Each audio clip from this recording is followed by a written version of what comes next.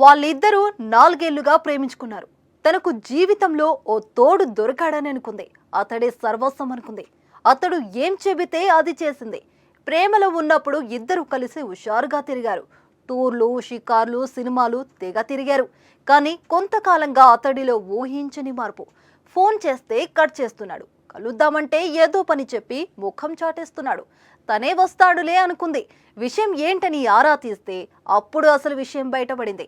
దీంతో ఆ యువతి ప్రియుడి ఇంటి ముందు నిరసనకు దిగింది. అసలు జరిగిన విషయం ఏమిటంటే, అన్ని రకాల చర్మ సమస్యలకు శాశ్వత పరిష్కారం ఈ శ్రీత 9281458181.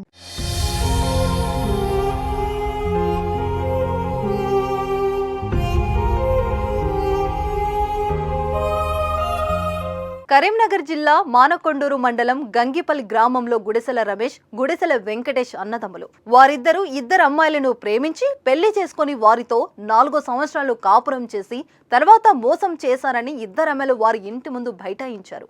కర్ణాటకకు చెందిన రాధిక అనే యువతికి హైదరాబాద్ లో గుడిసెల వెంకటేష్ తో పరిచయమైంది. ప్రేమించి పెళ్లి చేసుకుని మోజు తీరాక మోసం చేశాడని రాధిక ఆరోపణ చేసింది. రాధికకు మద్దతుగా గ్రామానికి చెందిన చంద్రకళ అనే యువతి కూడా అదే ఇంటి ముందు బైఠాయించింది. కారణం, కొద్ది రోజుల క్రితం వెంకటేష్ అన్నయ్య రమేష్ తనను ప్రేమించి పెళ్లి చేసుకుని మోసం చేశాడని ఆగ్రహం వ్యక్తం చేసింది.